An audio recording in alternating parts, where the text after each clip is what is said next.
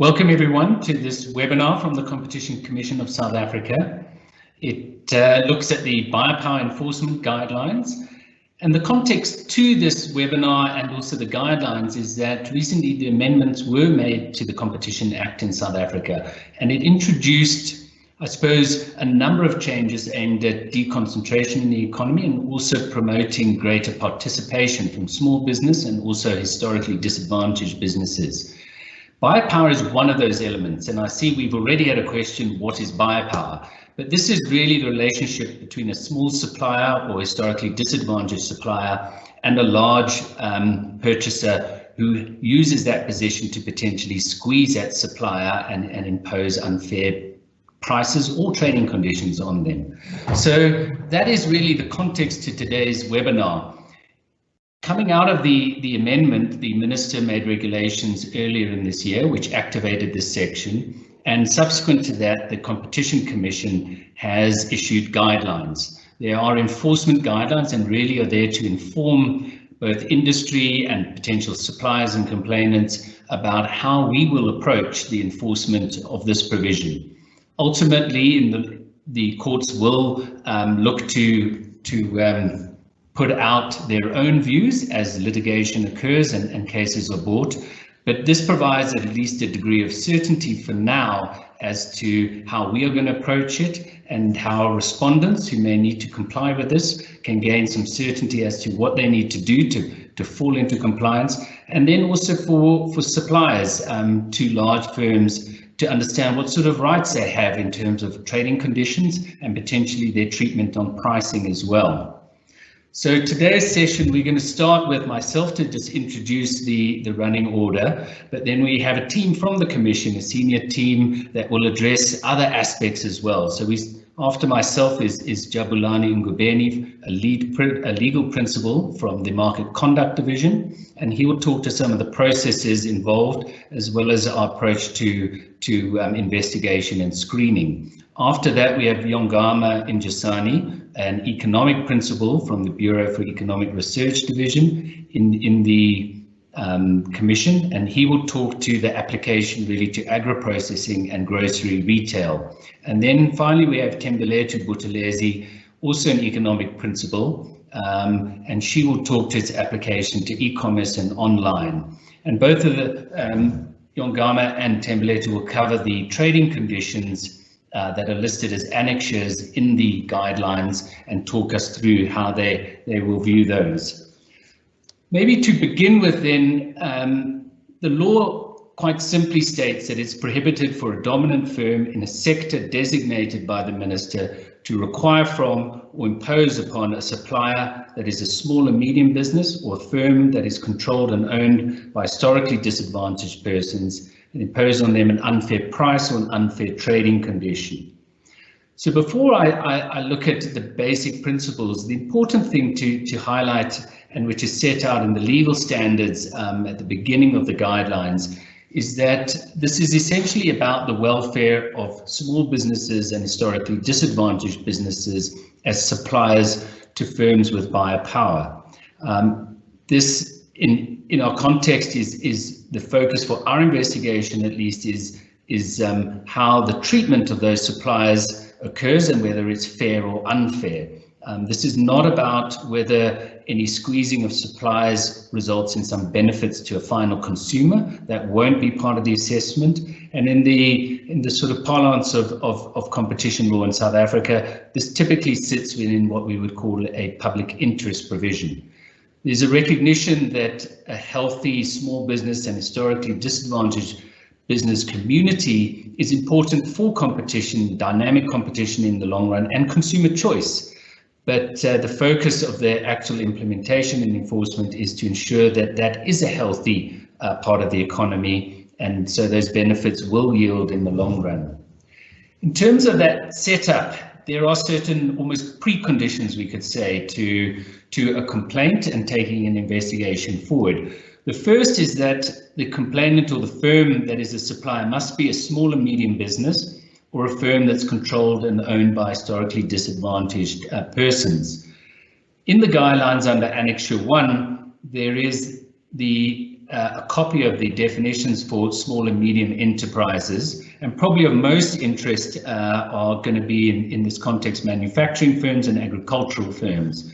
So there are two elements to definition. One is that you must lie within an employment threshold, and the second is that you must lie within a turnover threshold. So generally across the board, a medium firm is one with 250 employees or less. And on terms of turnover in manufacturing, it's 170 million annual turnover, and agriculture 35 million. For historically disadvantaged owned firms, the threshold in the Minister's regulations is that those firms should supply less than 20% of the purchases by the dominant buyer. So that is the threshold that will be applied in that instance. The second element of a precondition is that it should be a designated sector, designated by the Minister. And those regulations came out in February and defined really 3 sectors for the initial application. Over time, it's likely to expand, but for now, it's just these 3 sections. So the first is agri-processing, and probably important here is to note that agri-processing includes products derived from agriculture, forestry, and fisheries as well. So any product derived and manufactured from those basic inputs. The second is wholesale and retail grocery. And here grocery is really, you could say, whatever products are typically found in your supermarkets, including both food, fresh produce, but also your common household goods, such as your washing powders or other products that are required for ongoing household cleaning. The third category is e-commerce and also online services. So e-commerce are your classic platforms for the sale of products, and I'm sure we've all been using them while in lockdown, but that's the delivery of products through an online platform, and this would cover both where that platform has bought the products and resells, but also where they facilitate that sale through their platform. And online services is where, in essence, a consumer service is provided and paid for by the online service, even if the suppliers who deliver on that service are contracted or separately through the online platform. So that is the extent of the designation. I think what's important as well, and what the guidelines highlight, is the focus is really on the supply of products that are core to those designated sectors. So all businesses might have rent office premises, they might have security services, cleaning services, which are not, in a sense, core to the actual delivery of the product within that designated sector. So those will not be the subject of our enforcement application. The third area is dominance, that the firm it's prohibited against is a dominant firm. Now here the focus is really on dominance as a buyer. So in a supermarket context, that may be a national supermarket chain, and it's purchasing from suppliers of products that it puts on its shelf. The question really around biopower can get very technical from an economics perspective, but I think probably the simplest element to highlight is that really this is the ability, as the Act puts it, to behave independently, to a degree independently of your suppliers or control prices. And often it will be in the conduct itself where it's evident whether that firm has biopower or not. So in instances where negotiations with suppliers are unilateral and suppliers have few alternatives but to accept those unfair conditions and continue to supply, that is likely to reveal an evidence of buyer power. Typically, and this is highlighted by the guidelines, typically the kind of thresholds for seller power that are set out in Section 7 of the Act are much higher than those required for buyer power. So those thresholds may not always be indicative of buyer power, and even if there's less than 35% of the market, buyer power is seen to often hold, and that is evident also from international cases and jurisdiction. So those are the 3 preconditions really for a complaint and for investigation. Let me move on to now the conduct. There's unfair pricing and unfair trading conditions. And maybe we're not all used to dealing with fairness standards within a competition context. But the guidelines try to tease out, at least from the Commission's perspective, how we might interpret unfair pricing behaviour and also unfair trading conditions. Unfair trading conditions are probably easier to determine in the sense that there is a fair bit of case precedent and jurisdiction globally around unfair trading conditions, historically around the food chain, and we see in the European Union and the UK such regulations, but also in emerging understanding in online and e-commerce on the basis of really implementation of competition enforcement globally and a better understanding of these markets. So the annexures deal with certain instances that the Commission will consider unfair a priori, and which we would take forward to the Competition Tribunal for prosecution. And Ngama and Tembelete will cover those for the two respective sectors. I would just like to highlight the principle almost behind these, and it really is articulating the guidelines as the unreasonable transfer of risks or costs onto the supplier, whether they're onerous and one-sided and not related to the material elements of or the purpose of the contract. And I suppose to take a highlight an example, there are often risks that should lie with a buyer. So in the retail context, maybe some of the wastage of fresh produce, that risk should lie with them in terms of their assessment of what the demand is from consumers and how much stock they should have. And to impose that onto the supplier who has no control over that risk is the kind of action that is deemed unfair. And so that's maybe a simple example to articulate what unfair transfer of risks or costs. Of course, there are also other costs that are incurred by buyers, and if they look to defray these by imposing them on suppliers, that may also be unfair, unless there is a good objective justification. Unfair price has been a little more difficult to determine, and through a process of public submissions and various draft versions of the regulations and also the guidelines, I think we've reached a point where there's a feeling that areas of unfair behaviour can be isolated and where they lie within really the control of the buyer rather than out of their control, and within the knowledge of the buyer as well. And that's important from an enforcement perspective, as firms that are dominant should recognise when their own actions contravene the law and where it's not inadvertent from other factors outside of their control. So if we look at where the focus of enforcement will be, it's really in two areas. The first is where the price to the class of small business or historically disadvantaged business is lower than a like product from a firm outside of that class, and where there is no objective justification for that lower price.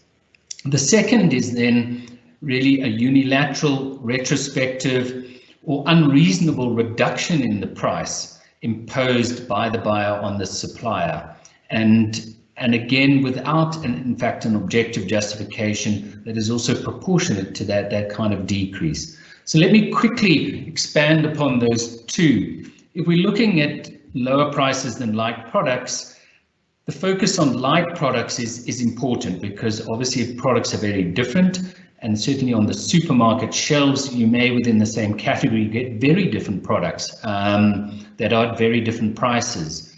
Then it's fruitless comparison to look at those very differentiated products. Where like product comes into effect is certainly within the agricultural chain. There are very many standardized commodity products, grade 1 potatoes or tomatoes or grains, milk, etc.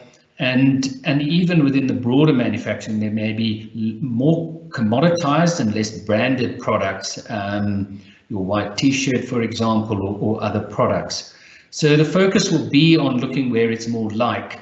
We'll look at differences, it's indicating the guideline of more than 3%, and screen out minor differences, which may be for minor reasons, and really then focus on whether there is a justification for that difference, and whether that justification warrants the difference in price.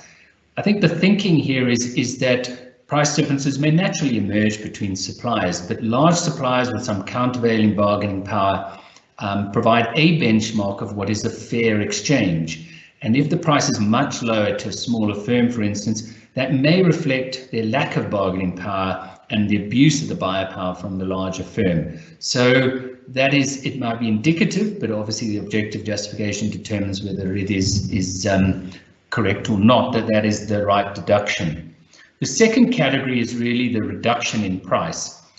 And there the regulations and the guidelines talk about, in particular, unilateral and retrospective. Retrospective, I think in any contractual space is rarely deemed fair, because you've traded on the basis of an understanding, and then to have that reversed retrospectively is simply unfair in all cases.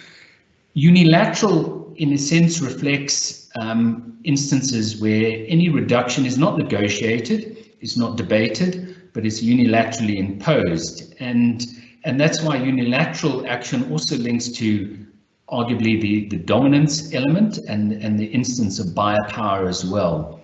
But if it's not negotiated and it's not discussed and debated, then it's unlikely to be reasonable, and certainly there the onus will shift onto the large firm or the respondent buyer to demonstrate that such a change is reasonable. We have seen during this crisis in a number of cases that large buyers, in order to protect their own bottom line, have sought to impose reductions, large reductions or levies and costs on their suppliers, and the Commission has already acted on these. But those are precisely the kind of instances that we're looking to address, that are outside of contracts and unilaterally imposed.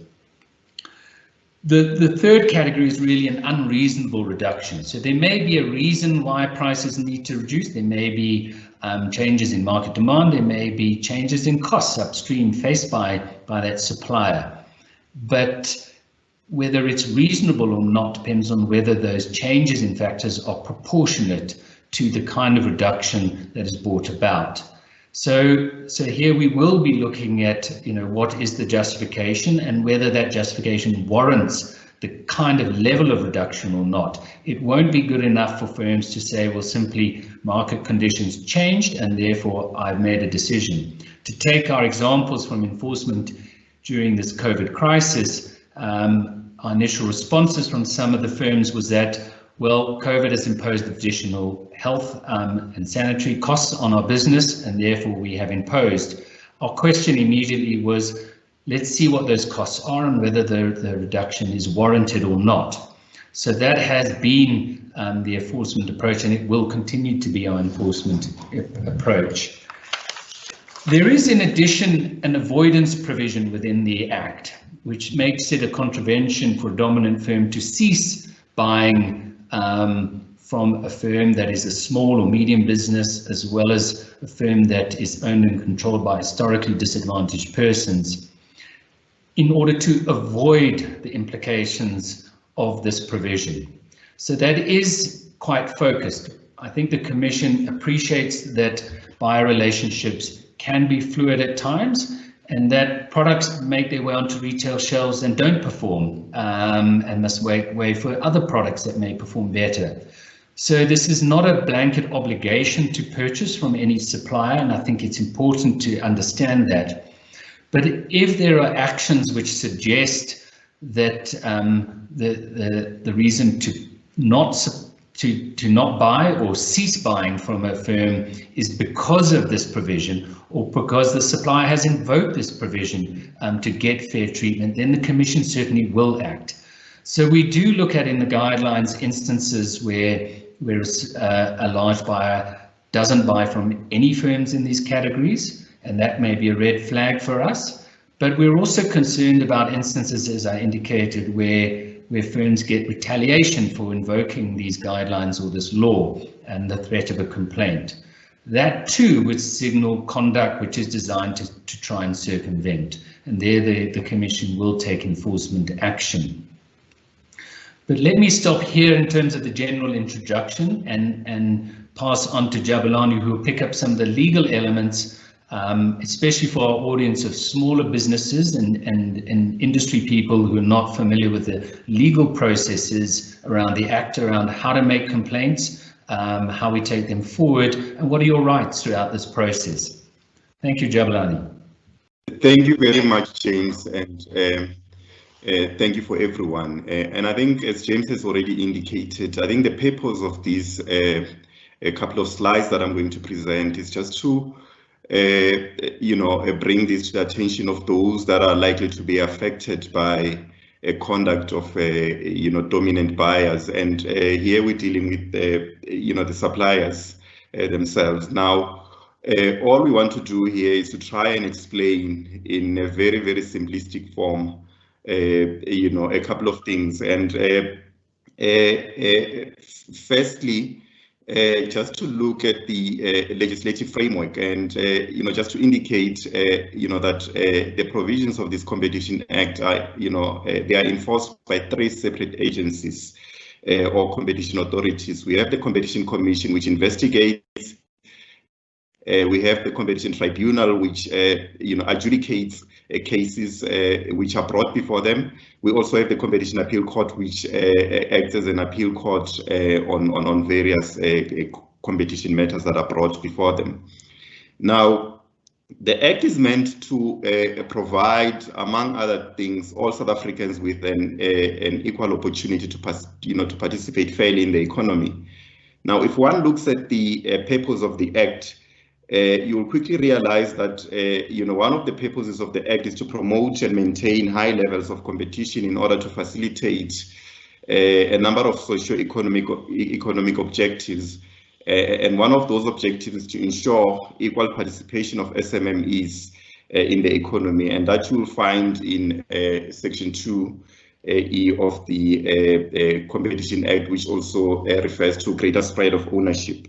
Now, if we quickly go back to the purpose of the Act, you would see that that purpose is directly linked to the main reason why these biopower provisions were introduced, and and this is because these are meant to at least deal with an important policy imperative, and that was one thing that was in the mind of the legislature when these provisions were crafted, in order to make sure that we address the racially skewed nature of our economy and the highly concentrated nature of our economy. So that links directly to the purpose of the Act, and that is very, very important. Now, in terms of trying to locate where this power provision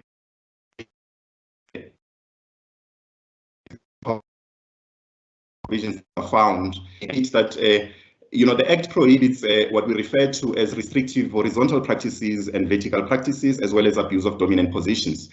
Now, the prohibitions against restrictive horizontal and vertical practices are based on behavior alone, that is, behavior of the firm alone, regardless of its size. So you don't look at the size, you just look at behavior alone. But in terms of these biopower provisions, we find them in our abuse of dominance provisions, where it is very, very important, and James has touched on this, to look at the size of the firm and behavior of the firm. So it is very, very important that we understand that the biopower provisions, are found in our abuse of dominant positions, and it is very important that when you look at it, you look at the size of the firm and also the behavior of the firm.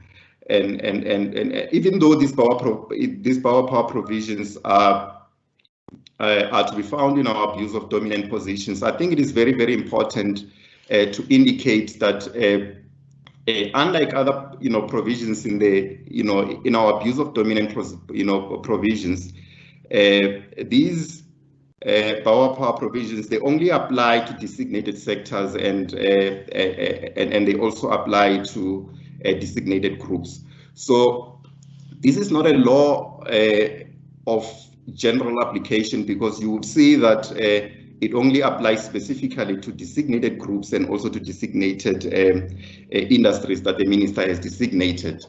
Now, in terms of complaints, the manner in which complaints are sent to the Commission, firstly, the Commissioner can initiate a complaint in terms of the law, or alternatively, our law also stipulates that any person may submit a complaint to the Competition Commission, and this, it is meant to cater for third-party complaints, and it will definitely cover most of the suppliers who are likely to bring complaints before the Competition Commission. But I think it is very, very much important for me to indicate there that what is then required there when third-party complainants bring these complaints to the Commission is to fill a form, a CC1 form, and in that form, I think it is very important again to highlight that it is not important and the complainant is not required to indicate to the Competition Commission the conduct that they are complaining about with reference to particular provisions of the Act. So you don't need to indicate to the Competition Commission that whatever outcome you are feeling as a result of conduct by a dominant buyer is you don't have to link it to a particular provision of the Act. I mean, you can just complain and indicate what you are experiencing, and the Competition Commission as experts will then be in a better position to at least indicate to you which particular section of the Act is implicated. But that does not mean that when a complaint is brought to the Commission, those complaints should not be linked to a particular prohibited practice or conduct. When you do submit that complaint, it has to be linked, to a particular prohibited conduct, and that is very, very much important. And the Act also makes provision for one to remain anonymous when they submit these complaints. And I think, given some of our experiences, I mean, through some of the cases that we've dealt with, be it major proceedings or be it prohibited practices proceedings where we've prosecuted various firms, we've also seen and realized that there are instances where there are firms who may retaliate against complainants, or there are firms who sometimes retaliate against witnesses testifying against them in major proceedings. So again, I think in terms of the lodging of complaints, I think it is very important to indicate that our Act do make provision for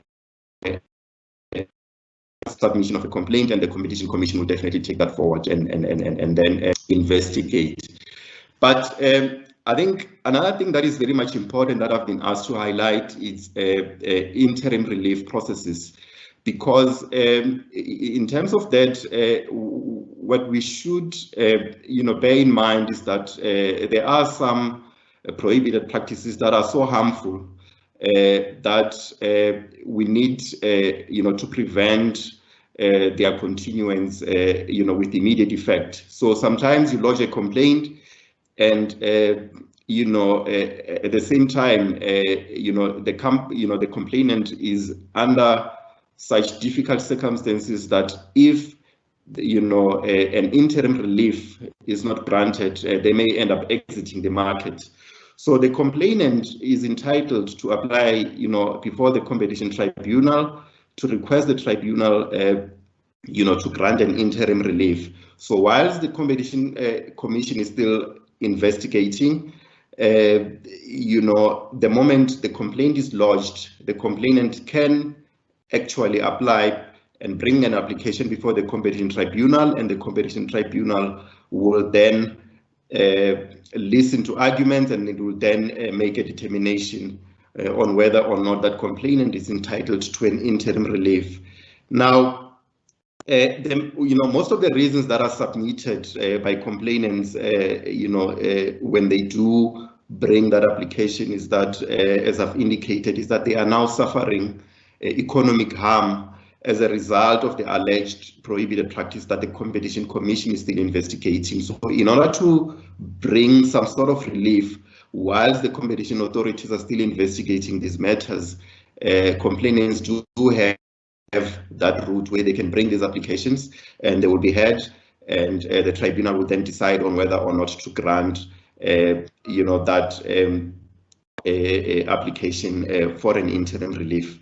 And again, this is very important, as I've already indicated, because if harm continues unabated, during a lengthy Competition Commission investigation, this may kill what we then refer to as a patient before a cure could be administered by the Competition Commission. So this is very important, and it is there, it is available for complainants to use, and complainants can definitely use that approach in order to make sure that, whenever they are faced with economic harm, whilst we're still investigating, they can approach the commission in order for the tribunal, in order for the tribunal to make a determination.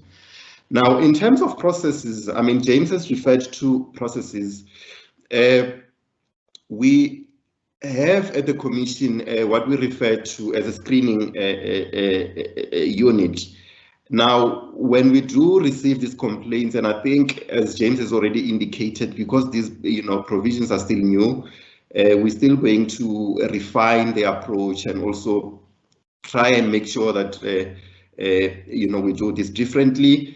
But at an initial stage, I think at screening, we're going to be, asking ourselves whether or not the complainant does qualify to be an SME or an HDP supplier, and we're going to look at whether or not the sector is designated, because you'll recall that what I've indicated at the beginning, that this is not a law of general application. It specifically applies to designated groups of suppliers, and it also specifically applies to designated groups of sectors. So that is very, very much important for screening, to test and to see whether or not any of those conditions have been met. And we're also going to try and look on the likelihood of whether or not the respondent has biopower as well. Now, another thing that screening is going to consider is, again, on the conduct, the question of the price and the question of trading conditions that James has already indicated. And I think on the basis of that, screening will be in a better position to determine whether or not, we've received a frivolous complaint, or we've received a complaint that is worthy to be taken forward. And I think having done that initial assessment, we do have a market, conduct division. And I think in that division, what we will normally do is that I think once we've had our initial engagements with the respondent firms, sometimes they would indicate to us that firstly they would dispute that whatever that we has been complained about is does implicate the provisions of the Act, and sometimes they would definitely indicate to us that well, they're not dominant at all. They're not dominant at all. Now, when the matter is now being considered by market conduct, that is where we undertake a full assessment of dominance, and we also try and confirm whether the contravention is based on the guidelines. And again, a very, very important consideration is an assessment of objective justifications which are available to dominant buyers or respondents, where they will try and indicate, whether or not the conduct that is being complained of can objectively be justified. Now, another thing that we're currently working on is practice notes, and these are meant to assist us in at screening, and in order to assist screening and also the commission in identifying likely the markets that are likely to be dominant and dominant buyers. And then we're also going to have a checklist that is going to make sure that we don't spend a lot of resources attending to cases which could be resolved as quickly as possible. And and other than that, I think, as I've indicated, this will be refined, on the basis of experience, and also on the basis of various challenges that we're going to face. I mean, some of these things are going to be taken on appeal. We may have cases that we are prosecuting where some of these things are going to be tested, And once they are tested and the tribunal and the Competition Appeal Court has made, a pronouncement, we are definitely going to refine how we, proceed and how we, look into this. So very important. The Commission will have to, in terms of the law, present a prima facie case, and the section, the biopower provision sections, they also create what we refer to as a reverse onus, where once we've established a prima facie case, we then, the respondent now has an opportunity to indicate whether or not there are justifications to its, to its conduct or not, and then we'll take it from there. Thank you so much, James. And I think I can, hand it back to you or to, not sure whether it's Thembalethu or Yongi next.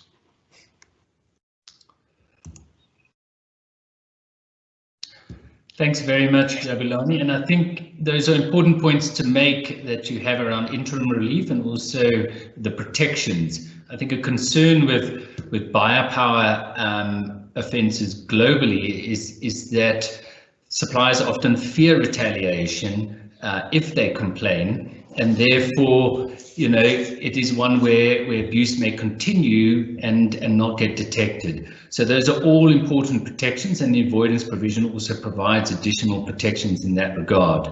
So I think it's important for small firms to just appreciate that and come forward with any complaints you have. I'm next going to hand over to Yongama to talk about its application within retail. Yongama previously ran the technical team for the grocery retail market inquiry, and so is very familiar with this sector, but also the types of issues that have emerged even in that inquiry. Can I also ask in the meantime that all the audience send through questions you have? We'll be collating them while the speakers are still busy, and then we'll seek to answer them following the speakers. But it's good to have a set of questions up front, and then we can ensure we get through them and address them. All right, Yongama, please, you take over. Good day, everyone, and thank you so much for this opportunity to engage. I'm going to speak about biopower within the context of grocery retailing in South Africa, or the grocery sector broadly.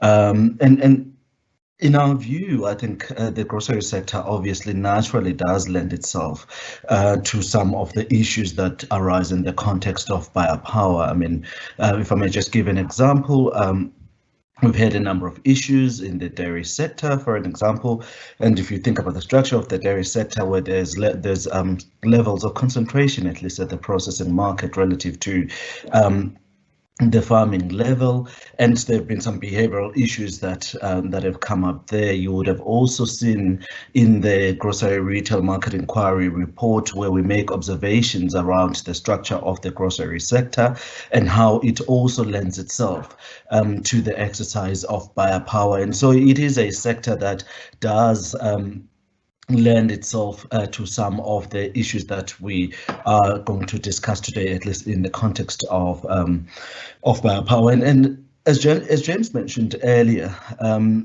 biopower, even within the grocery retail sector, does manifest in both pricing, and we saw this in dairy, where there were, for an example, unilateral reductions in purchase prices and in some of the premiums that had been previously made available to farmers.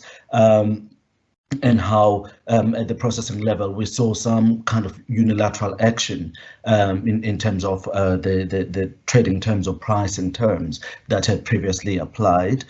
It also manifests itself in terms of trading terms, and I think a lot of us would know that we generally use the term rebates.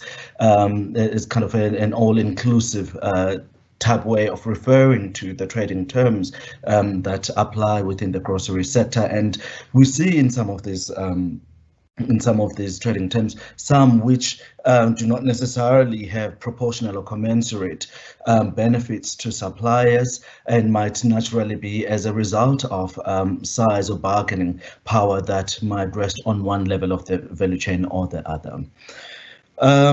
In terms of the trading conditions, which is what I would like to focus on today, the regulations and, well, the guidelines actually put forward two categories. One category is those trading conditions which are considered to be outright unfair. And then the second category are those trading conditions which would be considered unfair unless they've been previously agreed to in the contracts between suppliers and buyers. So let me just quickly run through the outright unfair trading terms. The first one that is outlined, and this largely arises as a result of where we are as the economy in South Africa, but I think it is also quite a global concern, which is around payment periods.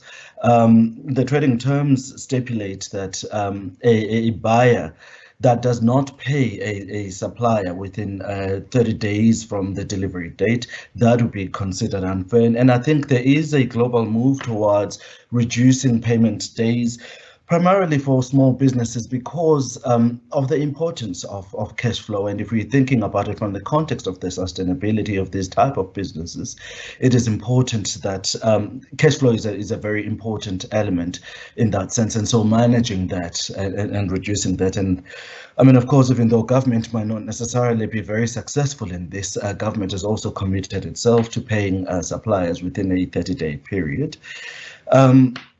You also have, for example, instances where a buyer may cancel a order, particularly when we're talking about perishable products here, and a cancellation of an order within a very short period of time, such that a supplier might not be able to find alternative means of commercializing or using those products. And so that is also considered to be an outright unfair way of doing business or trading terms. There would also obviously be issues around unilateral action where buyers may unilaterally change terms of a supply agreement. I've already made mention of the dairy sector experience in this regard, and that would obviously be considered to be unfair. And in other instances where you might have a situation where a buyer will require payment from a supplier for issues or things that are not necessarily related to the sale of the products that are the subject of the contract itself.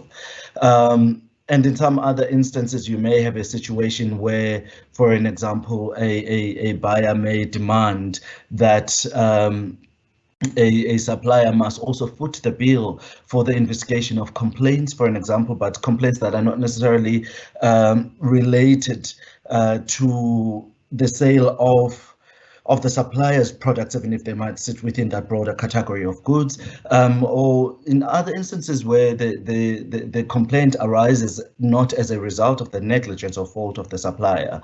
And so that would also be considered to be quite unfair. You might also have instances where, for an example, there's a deterioration or loss of products or damage that occurs on the buyer's premises, and that damage, for an example, on the goods is not necessarily the result of or is not the result of negligence on the part of the supplier or the fault of the supplier. I mean, generally they have they have a trading term in this instance that, for example, deals with this kind of scenarios where a supplier is required to pay for damage to goods, and so it's about trying to make sure that suppliers are not held accountable, even in instances where it's not on their side that there's negligence or that there's fault. In some other instances, it might also be that a supplier and a buyer have agreed on a set of trading terms, but a buyer may refuse to want to put those trading terms or those agreements in writing, when a supplier wishes that these must be clearly recorded, and that would obviously not be considered to be a fair way of engaging or doing business. In some other instances, you may have situations where a buyer may unlawfully acquire or use or even disclose the trading secrets of a supplier. and that would be an area of concern. In other instances, you might even have threats of retaliation, where, for an example, a buyer wants to exercise its rights in terms of the contract, but they are held back from doing so because they are worried about retaliation from the buyer as a result of them wanting to exercise their rights. And so those are kind of the broader scope of what would be considered outright unfair. And then you have this category of trading terms where the buyer and the seller may have agreed to this, and so if they've previously agreed to this in the contract and they are clear, these may not necessarily be considered to be outright unfair.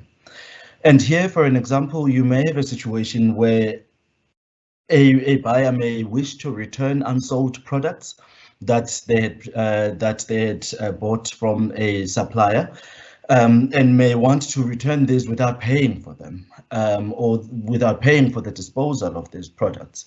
And so in such a scenario, this is an issue that would have to be agreed to, clearly set out in writing, and is unambiguous. You might also have a situation where the supplier is charged payment as a condition for stocking or displaying or listing products on the shelves of the supplier, of the buyer. You might also have a situation where, and I think this is kind of a broader category around promotion and marketing of products. And here it might be that a buyer requires that a supplier must carry the cost, all or part of the cost of discounts, for an example, if they want to engage in discounts in order to promote or sell products, so put that as a condition. You might have a situation where, for an example, a buyer may require a supplier that they must pay for advertising. You must that in some other instances they might want to any form of marketing. Let me just put it broadly in that sense. And so in this instance, I suppose it is also quite important to think about how the costs of these kind of trading conditions is shared, and that there's proportional value that is derived. Because I think this is something that came quite strongly within the context of the retail inquiry, where there were concerns on the buyers, on the supplier side, that in some instances you might find that the supplier also does engage in its own advertising and marketing, but it is still required as part of the trading terms to pay for some kind of promotional or marketing by the buyer. In some other instances, they would also talk about how they did not necessarily or they were not able to clearly determine the value that they were gaining as a result of this promotional or marketing expenditure. So that's kind of the universe of trading terms and conditions that are outlined in the in the guidelines. The other one that I'm forgetting now is also relating to fitting out of premises, for an example, that we used for selling products. So here, once again, it is also about being able to make sure that the cost is proportional to the value that will be derived, and that this is quite clearly set out in the context of the contract. But I thought that maybe I'll also just broadly talk through some of the broader trading terms that are not necessarily clearly stipulated within the context of the guidelines. The trading terms that we have seen in the in the grocery retailing space are largely seemingly in two categories. One, you have what we consider to be guaranteed rebates. You go back to that language, and these are basically rebates where you might not necessarily have reciprocal activity, or that in some other instances I've already mentioned, it might be quite hard to determine the value that is derived on the side of the supplier. And then you might have what we consider to be growth growth type rebates, and these are where basically a supplier may also put terms on the table on the side of the buyer to be able to say, if you perform in a particular manner, then I will reimburse you, or I will pay a certain portion in exchange for some kind of performance growth that I will realize in terms of the sales of my products. And so that universe of kind of guaranteed rebates will take anything from what we consider to be base rebates, and really the base rebates are about getting a seat at the table and not necessarily linked to any kind of value or any benefits that a buyer, a supplier may derive. It's really just to get a foot in the door and be able to negotiate with a buyer. And what we found is that the level or the quantum of those rebates is quite substantive, particularly when you're looking at from the context of small suppliers. It can be quite a challenge when you think about it in terms of a barrier to entry. I've already mentioned listing fees. You obviously have what they call settlement discounts, which are meant to incentivize early payments of accounts. You have what they would call a distribution center allowance. And this is an interesting one when you're thinking about differential treatment between larger suppliers and smaller suppliers within the context of the regulations. Because I suppose if you think about a scenario where a buyer is able to get products from a supplier delivered to a central point, as opposed to a situation where you might have a smaller supplier for which a buyer might have to go and collect the product. And so the way in which you would deal with the different suppliers may differ, and there might be a clear justification, or at least there might be a clear efficiency or benefit that would be clearly outlined for the differential in treatment. I've already mentioned the issues around marketing or advertising allowances and also category management. And then you also have the growth rebates, which I've already mentioned, which are about performance-based type requirements or stipulations that a supplier would be paying for. So then you also get what I mentioned earlier on, which is the swell allowance, which is around the damage to goods and how that could also be considered to be outright unfair, unless it is clearly established that this is something that would have been agreed to and that the fault is established quite clearly. But I think when you look at this broad category of rebate payments, I think a lot of them generally would sit within the second category that I mentioned, that they would have to be agreed to prior within the context of the contract, and that there's a clear quantification of the cost to the buyer that would necessitate the payment of such rebates, and that that cost is proportionate in order to pass the fairness test, which is obviously the manner in which we would look at this kind of conduct. I think I will leave it there, James.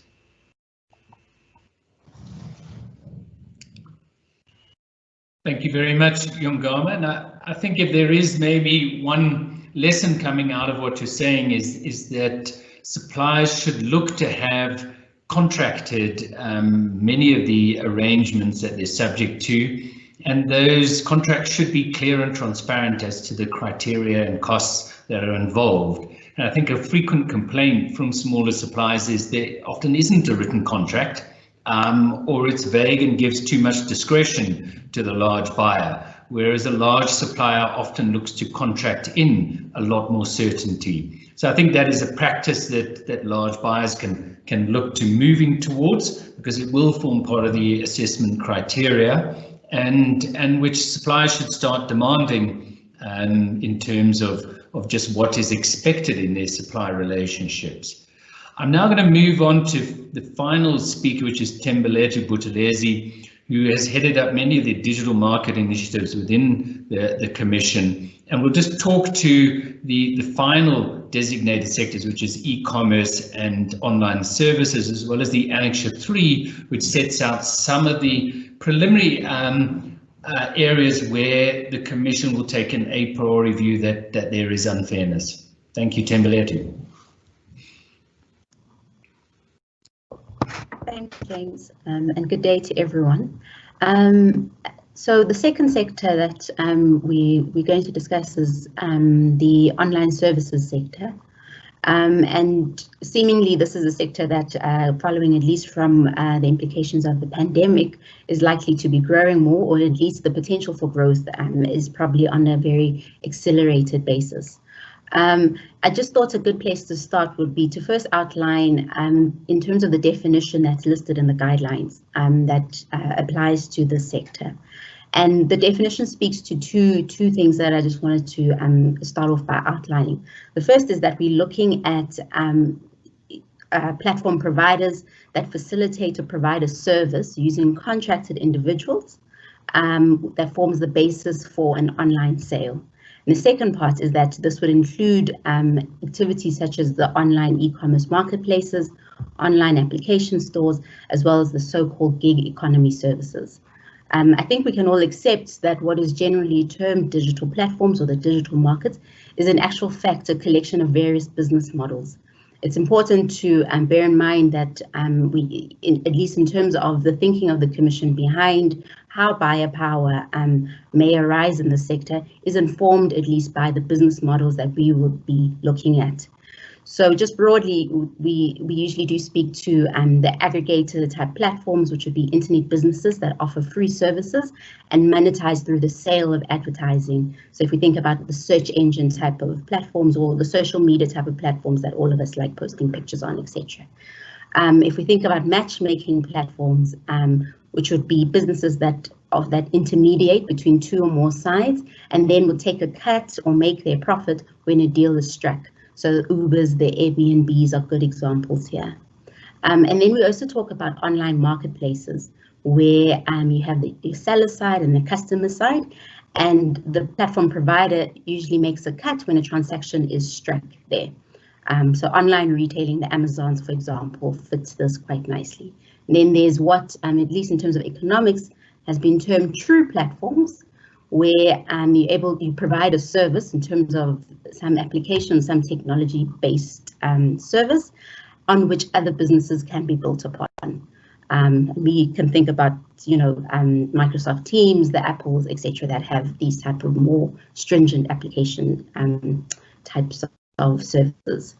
I'm highlighting this to be able to start guiding at least how biopower can arise here. And as the Commission, at least where we are in terms of our thinking, is that the primary vertical relationships that we would be focused on would be the one between the owner of the online platform, either being the intermediary or the one that facilitates the e-commerce transaction, as well as the third-party suppliers that are listed on or use the platform to be able to, as a route to market. So what's usually, at least in the literature, termed almost the business-to-business type of transactions. There are other relationships that do occur because we know about the multi-sided nature of these platforms, but at least the first step guiding our thinking would be the business-to-business transactions and how biopower could arise there. The same principles are, as Yongama and James had outlined, in terms of questions regarding route to markets. Are there other alternatives available? Can suppliers be able to supply in another way? All of those questions would apply here too, even though we would be within the context of the e-commerce markets. And as listed in Annexure 3, there are trading conditions there that we've provided that our starting point would be deemed to be unfair. It is important to note that at least for this set of trading conditions, unlike the retail sector, maybe the Commission right now has not benefited as much from case precedents. So we were guided a lot more by enforcement action against large global giants that are operating in the digital space, enforcement action that at least we've observed globally. And the same principles do guide the trading conditions, in that they must be, in our assessment of fairness, we'll be looking as well at unreasonable transfer of risk or costs onto the supplier. We'll also be looking at one-sided or onerous or not proportionate to the objective of the clause, as well as any conditions that bears no reasonable relation to the objective of the supply agreement. To just take through a few of the trading conditions that are listed there in Annexure 3. The first would be about if there's an e-commerce provider that exclusively or primarily ranks suppliers based on direct or indirect remuneration paid by suppliers to the intermediation service. And this follows on just from the thinking and the thinking that's come through in terms of e-commerce markets, showing that actually consumer behavior matters, and where you are on the platform matters a lot more in terms of you being able to get traction as a supplier.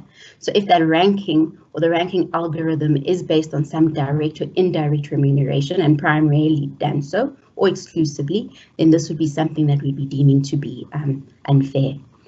Also, when we think about any e-commerce provider that participates in differential or favorable treatment to goods or services that it provides itself, or companies that it has an ownership stake in, this would also be something that is deemed unfair. And the classic example where this is coming from would be almost the cases in light of the Google shopping, where there would be a very treatment in terms of ranking as well as in terms of pricing that goes towards its own subsidiaries or companies or Google itself.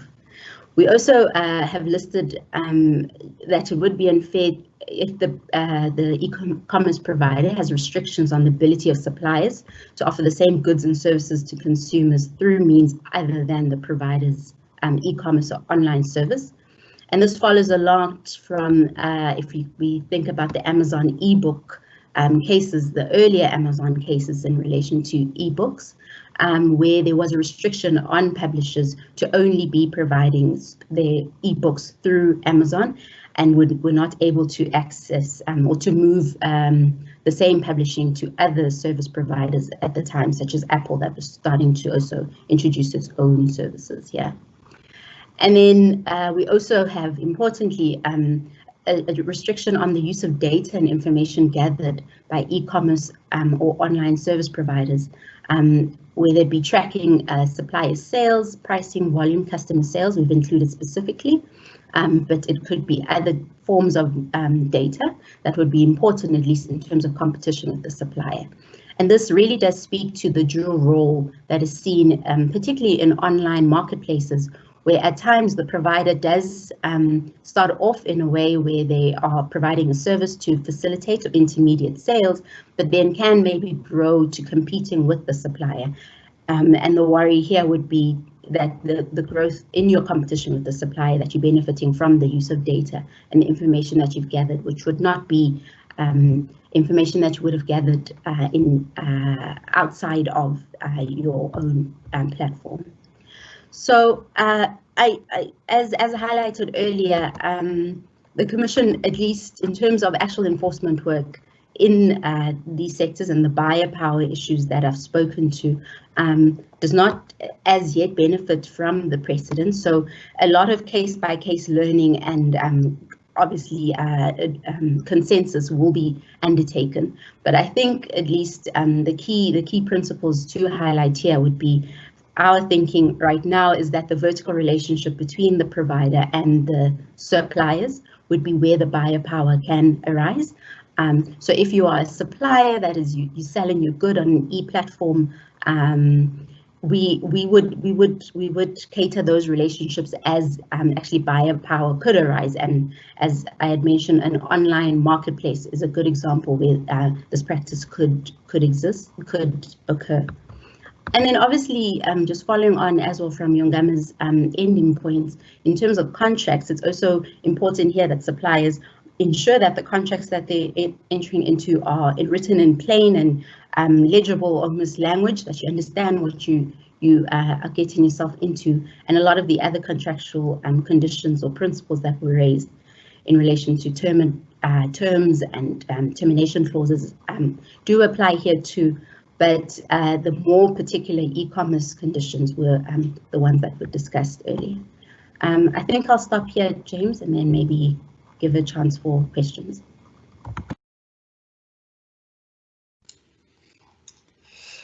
Thank you very much, Thembeletu, and thank you to the audience for all the questions we have received. Hopefully we can get through all of them and give you decent answers.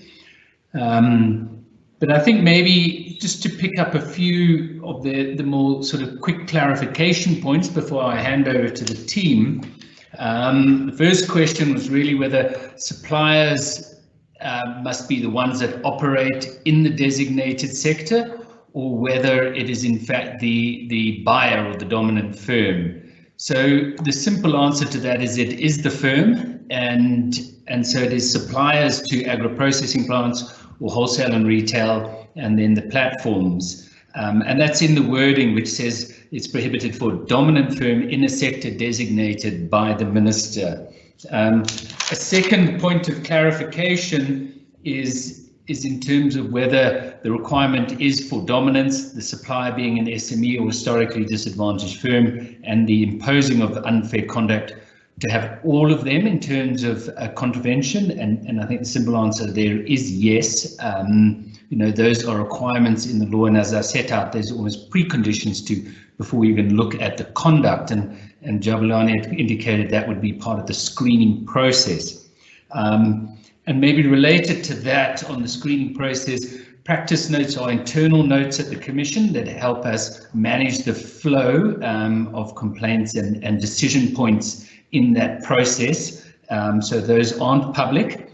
The guidelines are public, and the guidelines do cover the approach to analysis and don't necessarily cover internal procedures as well. But the practice notes, aside from guiding us, any learning that we achieve through the investigations will be reflected in future versions of the guidelines. So, you know, this is new for the Commission as well as the public and industry, and we will learn from case precedent, we will learn from our investigations, and guidelines will be updated in due course to reflect that.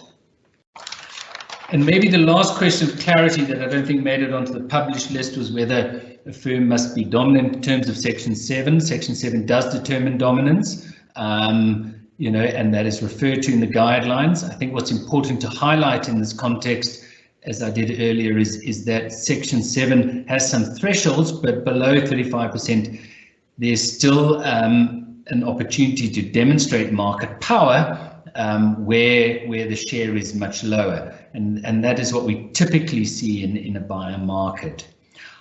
There have been a few questions just around penalties and relief offers. I'm going to ask Jabulani if you can just respond to these. The first one is really what actions can we take against a firm found guilty of the avoidance provision, and the second one is what kind of interim relief can a firm expect to get if they applied for interim relief. So maybe if you could respond to those. Thank you so much, James. The first question that you raised, the first question that has been raised in terms of action that can be taken against a firm that is guilty, it is a penalty, and I think one of the things that we've been doing as the Commission from the beginning and you know, after the publication of the guidelines, and is to engage with firms that are likely to, you know, to face these penalties. We are engaging with them, and we're bringing it to their attention to an extent that they are, you know, they were not aware that these provisions they carry a penalty. So it is risk to their businesses, and you know, if a firm is found, you know, to have contravened the provision, then there is a penalty, you know, for that conduct. In terms of the question on the interim relief as to, you know, what kind of interim relief one can get. I think of a scenario where you are a buyer, you are a supplier who has been, you know, who then receives a letter from a buyer that has just immediately unilaterally reduced the price of a product that you sell to this buyer. And when you do approach the tribunal for an, you know, through an application for an interim relief, I think what you would, if the tribunal grants your application, you will get the status quo, you know, will remain in terms of, you know, the price that you had before the unilateral action of the, you know, the dominant buyer. So in other words, you have a situation where you retain the status quo, so you don't get a reduction. The reduction that is, you know, being unilaterally imposed upon you would not be imposed, you know, by the dominant buyer or by the respondent, given the fact that the tribunal would have indicated, or, you know, through its judgment that, you know, the buyer, you know, it's prohibited from unilaterally imposing that price until you know, the main matter is heard and determined before the competition tribunal. Just to give you an example, I think 2 days ago or 3 days ago, we saw the Competition Appeal Court confirming the tribunal's decision in a matter that involved Business Connection, BCX, and in that matter, BCX were, you know, selling or offering an entity referred to as Unisolve, a license condition that, you know, and as a result, Unisolve had brought an interim relief application before the competition tribunal, which was granted. And the manner in which the tribunal had phrased the, you know, the order, it was phrased in such a manner that, you know, the status quo was going to remain for a period of six months whilst, you know, we await the conclusion of the matter or the hearing of the complaint. So those are the kind of things that are likely to be the kind of decisions and, you know, that are likely to that you are likely to get when you bring these interim relief applications. There's also been a question about whether or not, you know, a government, you know, qualifies in terms of these provisions. Now, that is an interesting question, but if one looks at Section 84A of, you know, which is our biopower provisions, it is very clear. It says the supplier has to be a small and medium business or a firm that is controlled or owned by historically disadvantaged persons. Now, if you look at the definition of historically disadvantaged persons, which is on Section 3.2 of the Competition Act, you would see that, you know, government is not covered under those, you know, provisions. And, you know, because that section is very clear, it refers to ownership and control, you know, which is, you know, firms or small and medium size businesses that are controlled or owned by historically disadvantaged persons. So as such, a government would not be, and it is not a beneficiary to these provisions. Thank you, James.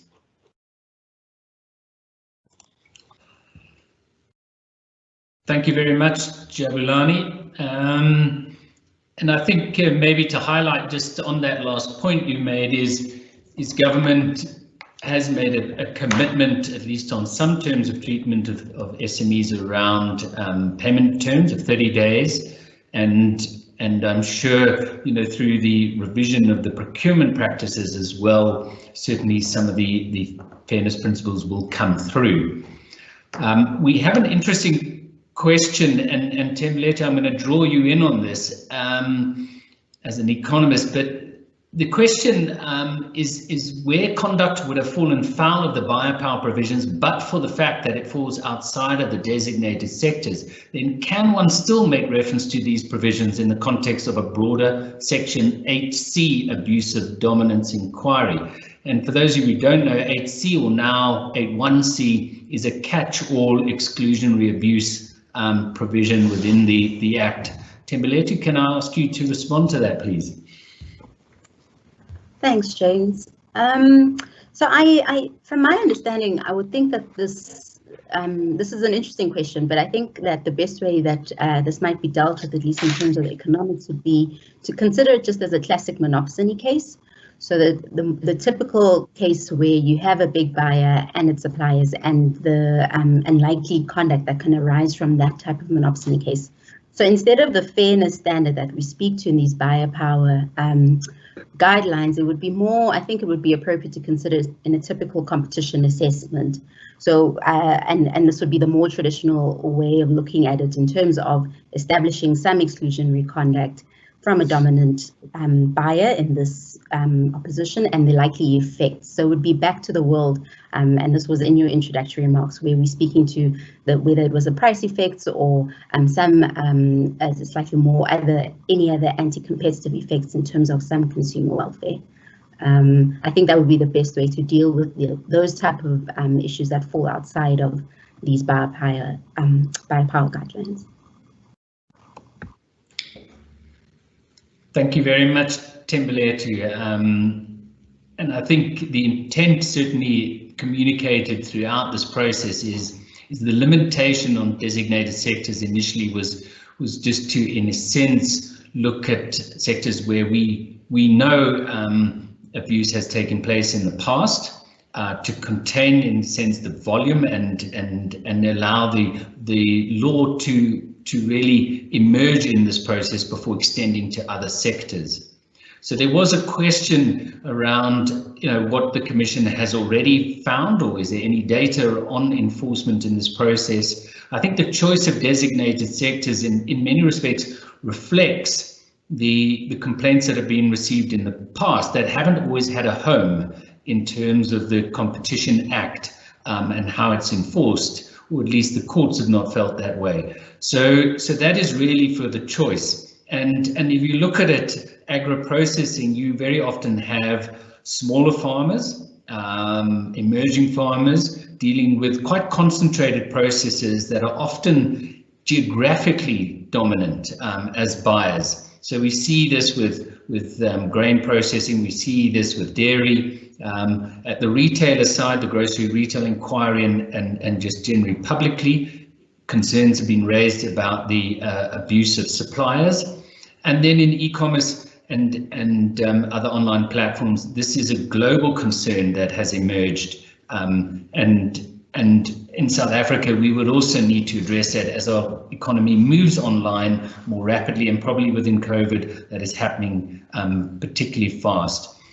I think if I can just ask Jabulani, we've got the most recent question, which is a more procedure one, which is asking whether you must first submit a complaint to the Commission before applying for interim relief. Maybe you can just pick that up and assist the audience member on that. Yes, thank you, James. Yes, that is the correct procedure. So you lodge a complaint, and you can immediately after lodging the complaint bring an application for an interim relief. You don't have to wait for the Competition Commission to start sending you information requests and making contact with the respondents and other stakeholders who might assist the Competition Commission in its investigation. So you lodge a complaint, and immediately you can then bring an application for an interim relief, because the Act is very clear. Only the complainant can bring such an application, not even the Commission. Thank you very much, Jabulani. Thank you for that answer, and hopefully that clarifies. Yongama, I'm just going to bring you in here. There's been a question around almost what sort of behavior might be indicative of being a dominant buyer or someone having buyer power. So I'd raised earlier on that conduct itself could in fact be used to infer dominance, and maybe with experience from the agri-processing and retail environment, in your experience, what sort of behavior has been indicative, at least, of that power? All right. I think generally some of the stuff that we've seen and we've viewed as indicative of biopower. One, you could look at issues of dependence of the seller to that particular buyer or to that particular distribution channel. And also you could look at, I think Thembelihle mentioned this as well, at outside options on both sides. And the presence of outside options, particularly in the context of the buyer, may also reflect their ability to be able to walk away from negotiations. We look at things like unilateral imposition of trading terms, as I've mentioned, for example, in what we've seen in terms of dairy, and also in the grocery inquiry, we saw, or at least we received some evidence that seemed to show some unilateral imposition of trading terms, where some suppliers would be told that, look, this is our term sheet, it's either you take it or you don't. And so these are some of the kind of behavioral indicators that we would look at that would give a sense of what we would deem as dominance within this context. And maybe if I could just touch, I suppose, on just one other quick thing, which was around what happens if terms and conditions have been agreed. Do they still remain could they still be considered unfair and whatnot? And yes, I think the point is that this fairness standard is about determining the relational bargaining dynamic between suppliers and suppliers, and so just in the same manner that I have just mentioned now, the idea of, for example, a unilateral imposition of a trading term that finds its way into the contract, it could still be considered unfair in that context. And I think the main thing in looking at this is that these trading terms have to be objectively justified, and it is always helpful where the costs to the buyer could be quantified, so that whatever charges that are placed on the seller are proportional to the cost that the buyer has incurred, and so it does become quite important that I think from a buyer side, there's a clear thinking around why and what justification can be proffered to justify why these particular trading terms they exist or they found their way into contracts. Thank you very much, Yungaman, and I think thank you for picking up that question around what happens if I've agreed to a contract term, can it still be unfair? And I think related to that, a question came through, and I'm going to ask Jabu if you could pick this up as a legal principle in market conduct and an investigator. The question really was around how we deal with complaints where in fact it's after the firm may have, it seems, closed. I think the question is, if it's reported after the company lays off the employees who were in the office during the supply, and in the same case, no written contract was even put in place. So how, as investigators, would we deal with those situations? Sorry, James, I think there was a breakup, and I think if I gather from the question, it appears to me the question is whether or not the Commission could still investigate cases where the complainant firm has exited the market. Is that the? That is the gist of the question. And what if there wasn't even a written contract? Is it still something that can be investigated? I think so, James, and I think we can still investigate, but I think it would be in terms of the remedies that we are going to get may also prove useful to the complainant, because remember, once we do find that there is conduct that is prohibited and the tribunal do confirm that the conduct is prohibited, the complainant can still use the tribunal's decision to pursue damages against the respondent. So I think, you know, in order to enable that complainant, you know, a situation where they can still use the competition tribunal's decision to pursue damages against, you know, the respondent, I think my preliminary view would be that the investigation should be completed in order to allow that complainant a space to at least use that decision in order to pursue the matter further, in case they are willing and they intend to proceed and seek damages against the respondent firm. Thanks for that answer, Jabulani. And I think maybe to add to that, you know, the advantage of a competition commission is that we have powers to subpoena documents and records also from the buyer. So even if the supplier as a small firm has no longer got any records, there may still be records, of course, with the buyer who was supplied with the product and terms around that. In the modern era as well, there's often communication that sits on email or messaging apps, etc., which also record correspondence, even if it's not on a formal contract that we can look at as investigators. I think, you know, maybe related to these concerns from some of the smaller industry players, there's a question around that has just come in around, is there a stated time period for the screening unit to assess whether the case is deserving of further investigation? And the point being made really is that an SME does not want to wait forever to find out that a complaint has some merit. So certainly internally in the Commission, you know, these are cases of priority, and we have internal targets around the turnaround of screening cases. And so we recognise, I think, and this is partly a reflection of the guidelines and the approach we've taken, that in dealing with SMEs, they cannot hang on forever. We can't have 12-month, 2-year investigations, as sometimes happens on large, substantial abuse cases.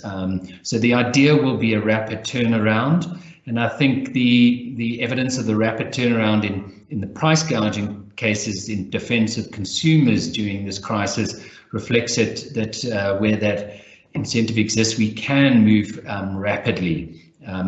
And at the same time, obviously, if there is no merit, I think the respondent firm would want to also engage early on and deal with it. Thembelihle, there's a few questions around the online element. I think one you've really addressed through your initial discussion, which is whether you advertise and sell via e-platforms, is it catered for?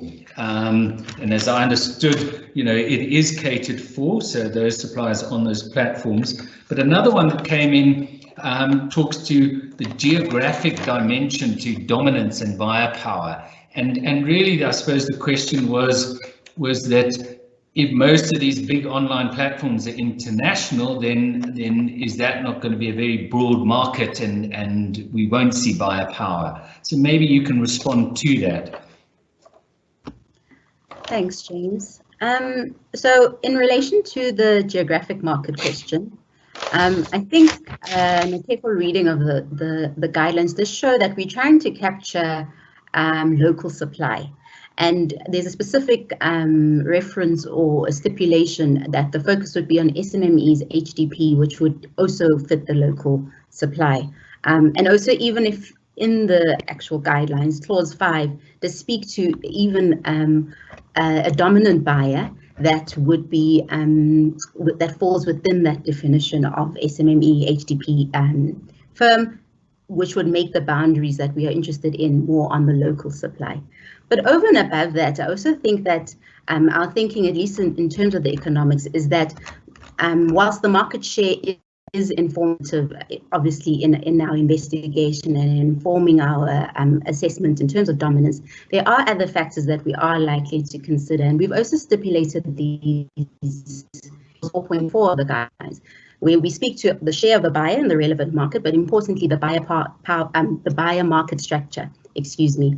And I think I think it's important to bear in mind that market structure is also important in our assessment, because it also determines the ability that the buyer might have to exercise market power, which would also inform us in their ability to raise these issues that we are discussing today. Thank you, Thembeletu. Maybe sticking with the online theme, one of the audience members has raised the issue of the new information regulator that has or is in the process of being set up, I would understand, under the POPI Act, and whether we would have any engagements with that regulator in respect of a complaint that dealt with, I think, as you put out in the Annexure 3, that where suppliers are forced to waive their rights in terms of that act, we would consider that unfair. So if that was picked up, would we engage the information regulator?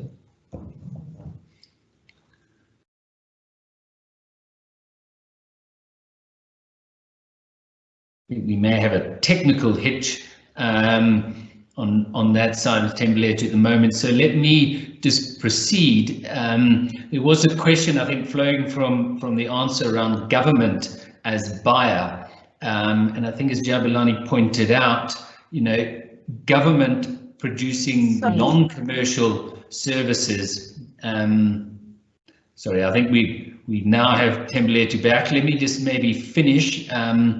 Government producing non-commercial services don't fall within the Act, and so government in their general duties, rather than a commercial entity that has a government shareholding, would not fall within the scope of the biopower. But as I indicated, government itself is looking at its own procurement practices and commitments on that, and so those could still be aligned. I think now we have Thembeletu back. So I'm just going to ask Thembeletu, if you missed it, just to engage about whether the Commission will have any engagement with the information regulator once that agency is up and running, and in terms of just waiving of rights under POPI. Okay, thank you.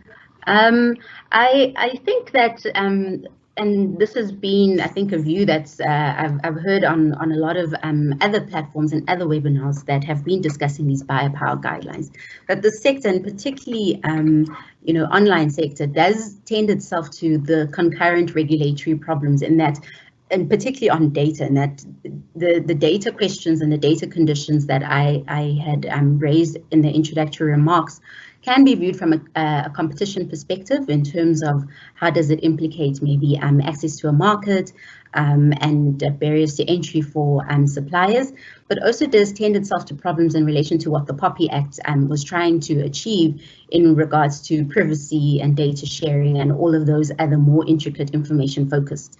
So there is, I would think that currently right now the Commission does not have an MOU, at least with the information regulator, as it's still being established. But I think where there are issues that would require engagement between the Commission and the information regulator, that obviously we would make those engagements, because even right now, as competition practitioners, we do have a very keen understanding and perspective, in that there are some issues that the competition perspective and the competition law can't solve, and particularly as my example, when it comes to the data issues. So engagement will be done when there is a need, I would think, to do so. Thank you very much, Thembeletu. Jabu, we have a question here which says that in terms of the unfair trading conditions, is there still a scope for a firm to put up those objective justifications? I mean, it may be in the context that we've listed what we think a priori are unfair trading conditions at the Commission, but is there still a legal right to put up a justification, and will that be considered? Yes, I think so, James. I think and that is how the Act has been framed. So we still have to consider objective justifications. That assessment is very, very crucial. It's very, very important. And I think also just, I saw there was a question on, let me just quickly check again. Okay, I think it escaped. I think I had seen a question there on something else, but I think I can't recall what it was. But I think it's fine. I'll come back to it. All right. Thank you very much, and thank you to our producer for muting me as I fluffed around with some papers. So I think in terms of just some of the other questions coming through now, there is a question to myself, which is whether must a dominant buyer deal with every SME, HDI wishing to deal with it, or can the dominant firm limit its dealing to, let's say, 10 SMEs or HDIs?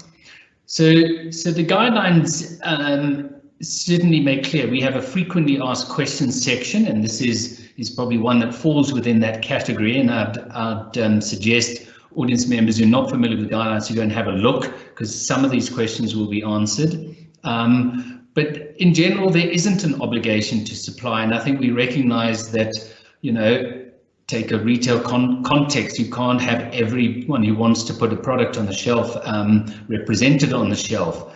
But it is what we're trying to avoid is conduct which is trying to avoid interaction with any SMEs or historically disadvantaged firms. I think a practice of trying to limit is also questionable. It should be on the merits, and that's what we're really aimed at, is that these firms should have a level playing field, ability to compete on the merits, which is sometimes being denied them in terms of the buyers and buyer power. I think there are many firms that also have supplier development programs as part of their general corporate social investment or in compliance with the Black Economic Empowerment Codes. And questions have been raised in the past, and they're dealt with under the frequently asked questions as to whether, in fact, those provide, in a sense, an exemption from this provision. And the answer, as set out in the guidelines, is no, it doesn't. Each supplier on their own has a right, and we can't deny them that right to take a case to the tribunal. But the mere fact that some suppliers are treated well doesn't give an excuse to treat others badly. There is then a process question, and Jabu, I'm going to ask you to come in here from an audience member who says that you mentioned that the complaining company must submit a CC1 form, but on our website currently we state that complaint can be laid by SMS or phone, and it is already happening in respect to the price gouging law. So maybe you can just clarify that. Well, yes, thank you, James. I mean, that was the question I was looking for. It just escaped, you know, from the list. I think I think what is important there, you know, to indicate is that, you know, there are two ways of submitting complaints, you know, from a third-party perspective. I mean, a third-party complainant can submit information to the Competition Commission on an alleged prohibited conduct, and that can be done in any manner or form. So in other words, you can send it through via an SMS, you can send it through via an email. So you're submitting information. The other way in which complaints are sent to the Commission is through a form, where you complete a form and you become the complainant. In the first instance, the Commission is likely to take the information, look at the information, and then decide on whether or not to initiate a complaint on its own. But you know, on the second scenario, the person who has completed the CC1 form becomes the complainant, and it becomes the person that is actually lodged the complaint. He becomes the complainant, unlike in the other instance where the Commission will take the information and then initiate a complaint on its own. Thank you very much, Jabulani. Our next question from Helen in the audience is clarification on a statement regarding online services sector. So Tembelete, I'm going to draw you in here. The question is it a concern if a local and dominant platform allows for having a product more highly ranked in return for a higher price? Maybe you can bring some insight to that. Thanks, Helen. I think at least in the guidelines, what we've stated in relation to the ranking is that what we would deem to be unfair is where an e-commerce or online services provider exclusively or primarily ranks suppliers based on direct or indirect remuneration. And as explained earlier, the thinking on that is that there is an acceptance that eyeballs matter and eyeballs are at a particular place. And if you are ranking in such a way to provide that advantage, and it's done so with some direct remuneration, that would be something that we deem to be unfair. I suppose then, and maybe this is the slightly more interesting element in relation to whether that type of ranking arrangement, if it then proceeds to be in return for a higher price. Here, at least my preliminary guess, well not guess, but my preliminary answer at this would be that I think it would still be something that we would have a concern with, because it would at least meet in terms of this definition that we have outlined, and it would as well translate to an abuse, I suppose, of that buyer-power relationship that we're worried about. But perhaps maybe James, if you can assist and help me there with more. I suppose this will unfold, and there are questions that we haven't faced, and complaints will come that we haven't always anticipated. And this is always the battle with guidelines, especially a priori with a new bit of legislation, is that some things we may not have anticipated, and we'll need to then use the principles to try and assess. So I think that's why the sort of principles are there, and some of the specifics are also in there to give a little more certainty. But yes, I think there is a generic concern that pay for ranking in the long run is going to exclude smaller firms and new entrants, because it's those who are established and have the capital and sales to back it that can do that, and that has been our experience in some of these markets already. I think then if we look at a related question, and Joey, I'm going to draw on you as our legal principle. Their question comes from Anonymous about whether an SME can lodge a complaint against an international platform like an Amazon or Facebook, or whether it is limited to localized platforms as well. So maybe, Joey, if you could pick that up from a legal perspective. There has been some recent case precedent, I believe, as well, in terms of jurisdiction. Yes, that is correct, James. I think it is possible. The section of the Competition Act that deals with that is Section 3, and it refers to economic activity that has an effect within South Africa. And I think we've recently had some guidance in terms of the matters that we're pursuing against, I think it's the banks in the Forex cases. So I think as long as there's economic activity, the effect is within South Africa, we can pursue the conduct and investigate those platforms. All right, thank you, Jabulani. I think there's one outstanding question. Anonymous, many Anonymous has reiterated a question around whether we've answered the government abuse of market power question. I think we should have, but if Anonymous still feels otherwise, then happy to take it offline. And the last question really is maybe again an interpretation that would these extend to DSTV, Netflix, and Showmax.